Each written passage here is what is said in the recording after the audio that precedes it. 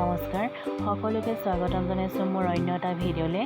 আজি আপোনালোকৰ মাজলৈ লৈ আহিছোঁ চটফটি জিকাৰ লগত মাছৰ ৰেচিপিটো কেনেধৰণে ৰান্ধোঁ। ভিডিঅ'টো শেষলৈকে চাব, অতি সহজভাৱে ৰান্ধি দেখাম। আপোনালোকে এবাৰ ট্ৰাই কৰিব আৰু কেনেকুৱা পালে মোক কমেণ্ট কৰি জনাব। চটফটি জিকাটো দেখিবলৈ এনেধৰণৰ হয়, সকলোৱে চিনি পায়, তথাপিও দেখাইছোঁ। প্ৰত্যেক ঠাইতে নামো বেলেগ হ'ব পাৰে, কি নামেৰে জানে মোক কমেণ্ট কৰিব। মিডিয়াম সাইজৰ পিঁয়াজ দুটা আৰু এটা জলকীয়া লৈছোঁ। এইখিনি তেলতে মাছখিনি ফ্ৰাই কৰি লৈছিলোঁ, আপোনালোকক দেখাবলৈ নহ'ল। কেৰাহীত তেল গৰম হোৱাৰ লগে লগে পিঁয়াজ আৰু জলকীয়া দি দিছোঁ। পিঁয়াজৰ কালাৰটো সলনি হোৱালৈকে ভাজি থাকিম, মানে ৰঙচুৱা বৰণ পৰালৈকে ভাজি থাকিম।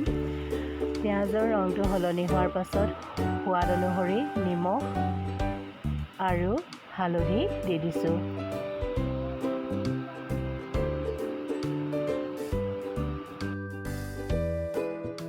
নিমখ আৰু হালধি দিয়াৰ পাছত আলুখিনি দি দিছোঁ। আলুখিনি ভালদৰে লৰাই থাকিম যাতে তল চাইডৰ পৰা লাগি নধৰে।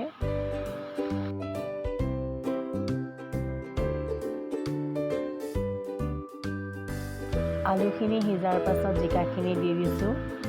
জিকাখিনি ভালদৰে লৰাই ল'ম।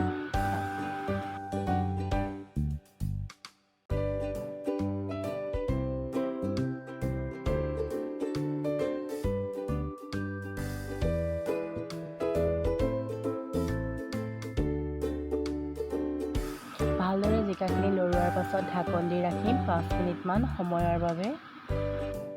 5 মিনিটৰ পাছত জিকাখিনি 70% মান সিজিলে, সিজাৰ পাছত ফ্ৰাই কৰি ৰখা মাছখিনি দি দিম।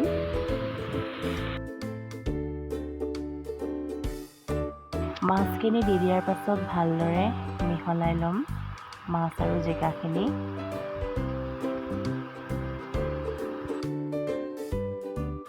ভালদৰে জিকাখিনি আৰু মাছ মিহলাই ল'ম। অলপ সময় এনেদৰে ৰাখি দিম। মাছখিনিয়ে জিকাৰ পৰা ওলোৱা পানীখিনি শুকি ল'ব আৰু মাছৰ ভিতৰলৈকে নিমখটো সোমাই যায়, খাবলৈ টেষ্টি হয়। পানী দি দিছোঁ, ঢাকন মাৰি দিম উতল আহিবৰ বাবে।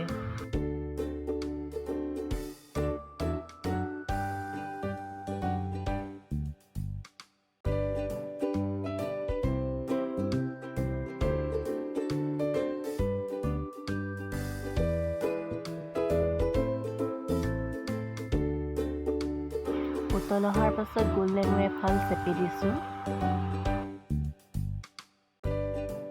নেমু চেপি দিয়াৰ পাছত চব্জিৰ কালাৰটো সলনি হ'ল।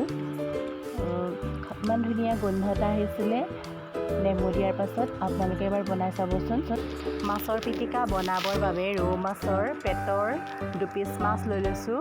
তাত মই নিমখ, হালধি, তেল দি পানী আধা ঘণ্টা সময় মেৰিনেট কৰি ৰাখিছিলোঁ। আদা, নহৰু, জলকীয়া থেঠালি লৈ মাছৰ ওপৰত দি দিছোঁ আৰু গোন্ধাৰ বাবে পদুনাৰ আগ কেইটামান দি দিছোঁ। কলপাতখন মেৰিয়াই আধা ঘণ্টা সময়ৰ বাবে লো ফ্লেমতে গেছত ঢাকন মাৰি ৰাখি দিম সিজিবৰ বাবে। মাছখিনি সিজিবৰ বাবে লৰাই আছোঁ 10 মিনিটৰ মূৰে মূৰে, নহ'লে ভিতৰৰ মাছখিনি নিসিজিব। অলৰেডি মাছখিনি হৈ গ'ল, মানে ইমান ধুনীয়া ফ্লেভাৰ আহিছে। সিজাৰ পিছতহে তেনেকুৱা গোন্ধ আহে। মাছৰ পিটিকা বনাবৰ বাবে টোপোলাটোৰ পৰা মাছ 2 পিচ লৈ ল'লোঁ আৰু অলপ নেমু চেপি ল'লোঁ। নিমখ আৰু মিঠাতেল নিদিওঁ, কাৰণ মাছখিনি মেৰিনেট কৰি ৰখাৰ সময়ত নিমখ আৰু মিঠাতেল দিছিলোঁ। আপোনালোকে এবাৰ বনাই চাব এই মাছৰ পিটিকা আৰু কেনেকুৱা পালে মোক কমেণ্ট কৰিবলৈ নাপাহৰিব।